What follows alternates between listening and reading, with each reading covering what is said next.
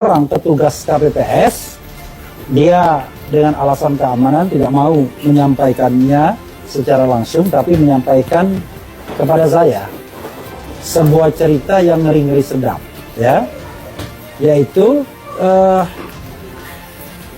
sebagai petugas KPPS, dia sempat membuka situs KPU namanya Sirekap. Sirekap ya? Sirekap. Oke, Sirekap. Dan dibuka sebelum penghitungan suara.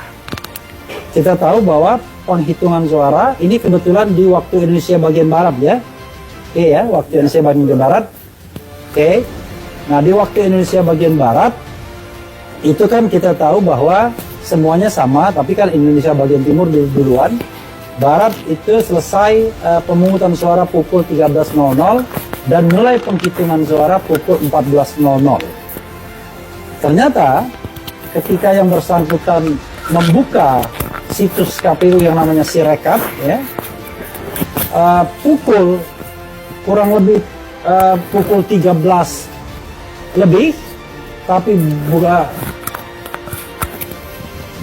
bukan pukul 14, karena penghitungan suara kan selesainya 14 ke atas. Betapa kagetnya yang bersangkutan karena sudah ada isinya, ya, sudah ada isinya dan jauh sekali. Misalnya lalu dia lihat di TPS dia, ya, di TPS dia itu jumlah ya yang nyoblos itu ya kurang lebih 294. Kemudian dari itu salah satu paslon itu mendapatkan tambahan luar biasa. Aslinya berapa tadi aslinya? Oke.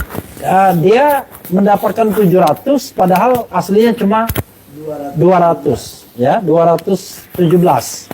Jadi aslinya 217 tapi ternyata di situs yang dibuka itu sudah tercantum salah satu paslon 700, bayangkan.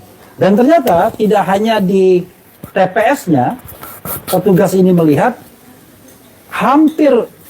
bukan hampir ya, mungkin ada ribuan mungkin ya, ribuan TPS yang sudah terisi semuanya. Coba bayangkan, penghitungan suara belum dimulai, tapi Sirekap itu sudah terisi. Saudara sekalian, kita sedang menghadapi sebuah, apa ya, kalau dengan sedih saya mengatakan, sebuah pemilu yang benar-benar tidak bisa dipertanggungjawabkan hasilnya. Coba bayangkan, penghitungan suara belum dilakukan, karena baru akan dimulai pukul 14.00, tapi tiba-tiba di situ sudah terisi semua. Bayangkan, makanya saya kemudian membayangkan ya, kalau ada terlibat katakanlah sebuah struktur, sebuah jaringan, maka tadi sudah bisa terisi sebelumnya dan sudah ditentukan berapa persentase dan lain sebagainya.